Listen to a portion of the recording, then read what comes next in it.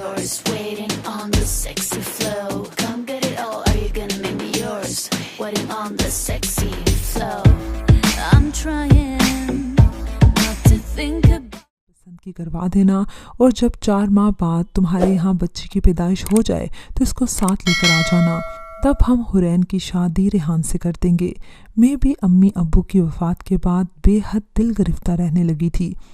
मरियम बाजी प्यार से पेश आई थी तो मेरा गम आधा रह गया था। तभी इनके साथ लंदन जाने को जी मचलने लगा। खुशी खुशी मैंने अपना बैग तैयार कर लिया। मरियम बाजी का बड़ा बेटा सिर्फ 3 साल का और छोटा 1.5 साल का था। दोनों बच्चों से मेरा जी बहला हुआ था। लंदन जाने के ख्याल से दिल की घुटन में कमी आ गई थी। बाजी का घर बहुत अच्छा था। वो इस हालत में थी कि घरेलू काम काज ज़्यादा न कर सकती थी और मैं इनका सारा काम खुशी खुशी कर देती। इनको मेरे आने से बहुत सहूलत हो गई थी। बच्चे भी मुझसे मानूस थे। काम से जो वक्त बचता मैं बच्चों के साथ खेलती। इजाज़ भाई बहुत खुश मिजाज इंसान थे।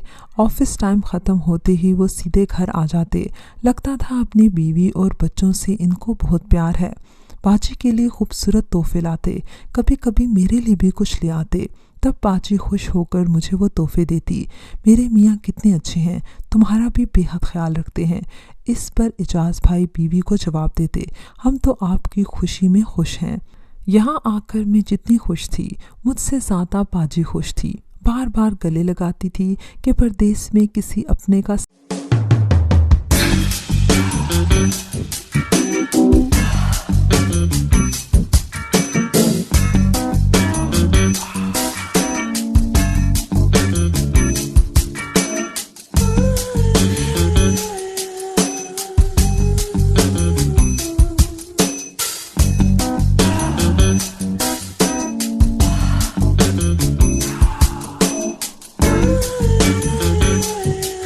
साथ कितनी बड़ी खुशकिस्मती का बायस होता है।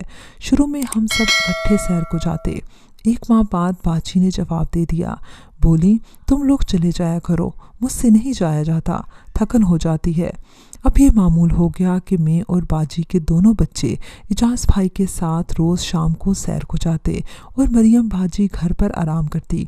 किसी दिन इजाज़ भाई का मूड ना होता तो बाजी इसरार करती कि हुरैन को सैर करवा लो।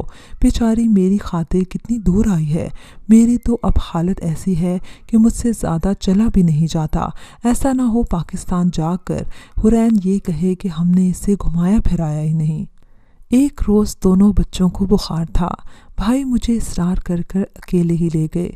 वहाँ सारा दिन सैर सपाटे में गुजार दिया, यहाँ तक कि शाम के 7 बज गए। हम सुबह के निकले हुए थे। बाजी भी घबरा गई। जब दिन ढले लौटे तो इनके चेहरे पर परेशानी के आसार थे। हमको देखकर कुछ न बोली और अपने कमरे में चली गई। इस रोज़ मैं थकन से चूर हो रही थी। अपने कमरे में बिस्तर पर जाकर लेट गई। लेटते ही नींद की आगोश में चली गई। जाने रात का कौन सा पहर था जब कोई मेरे कमरे में आ गया। घबरा कर आंखें खोली तो देखा वो इजाज़ भाई थे। बोले, खामोश रहो, मुंह से आवाज़ मत निकालना वरना अंजाम अच्छा ना होगा। सूरज मशरिक के बजाय मगरिब से तलू हो सकता।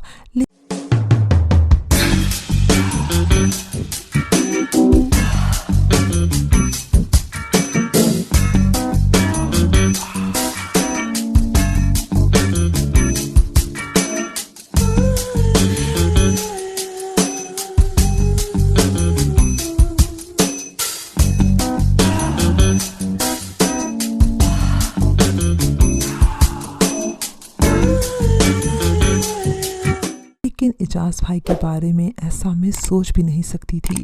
बराबर वाले कमरे में इनकी बीवी सो रही थी जो कि मेरी खालाजाद थी। मैं कैसे उनके साथ ये सब कर सकती थी। फिर मैं बहुत रोई और रो रो कर इजाज़ से पूछा कि आखिर तुमने मुझे किस बात की सज़ा दी। बजाय शर्मिंदा होने के वो शेर हो गए। कहने लगे, अगर तुमने मरियम को कुछ बताया तो अच्छा ना होगा।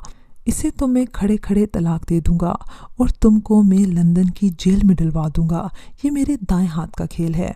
مجھے ایسا ویسا مت سمجھو، میرا یہاں بہت اثر و رسوخ ہے، اور یہ بھی مجھے معلوم ہے کہ تم میری بیوی کی خالہ زاد وغیرہ کچھ نہیں لگتی۔ تم تو خالہ زرین کو ایک دن کسی لاوارث ٹوکری میں پڑی ملی تھی۔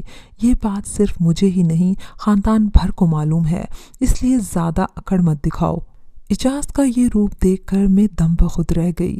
میں تو ان کو اپنا بنوئی سمجھتی تھی، اپنے سگے بھائیوں کی طرح ان کی عزت کرتی تھی، لیکن انہوں نے میرا بہت برا حال کیا۔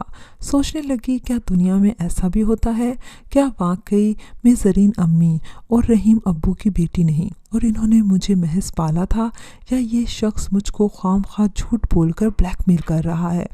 یہ بات ایسی تھی کہ کوئی بھی میرے منہ پر کہنے کو تیار نہ ہوتا، اور میں پوچھتی تو کس سے؟ کس میں سچ بولنے کی جرت تھی میرے سامنے؟ اس روز اپنی